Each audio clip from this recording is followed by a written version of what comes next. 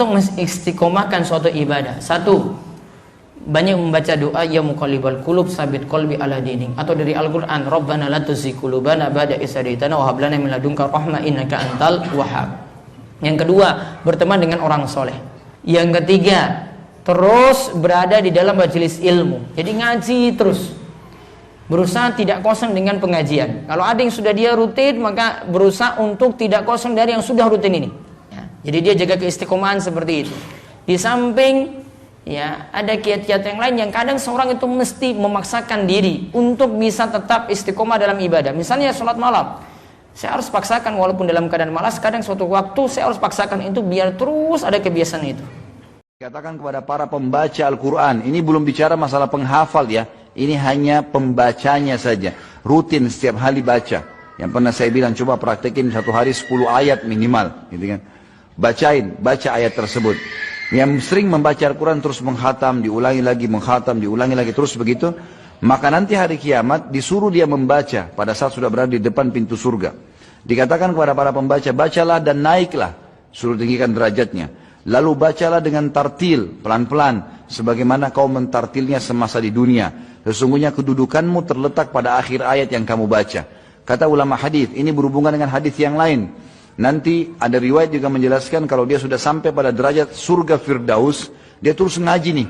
Satu ayat mengangkat satu derajat, sampai dia tiba di surga tertinggi. Diangkat terus sama Allah dengan tartil ayat yang dia bacakan. Begitu tiba di surga Firdaus yang paling tinggi, baru dikatakan, berhentilah, ini kedudukan kamu di akhir ayat yang kamu baca. Orang ketika masuk surga, Allah suruh baca dan naik. Baca sebagaimana kamu baca di dunia, dan naik posisimu dan derajatmu di dalam surga. Baca naik terus, baca naik sampai bersama Nabi Muhammad di derajat yang tertinggi di dalam surga Allah. Ini semua berkat Al-Quran.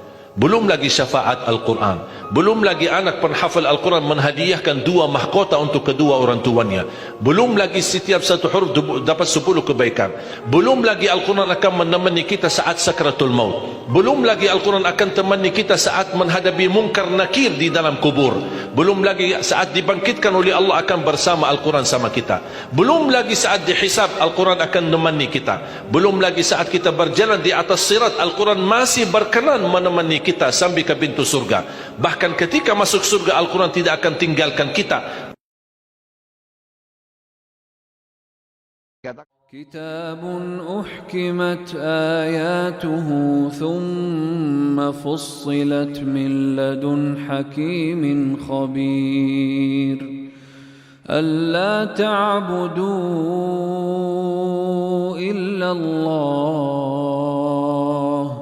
إنني لكم منه نذير وبشير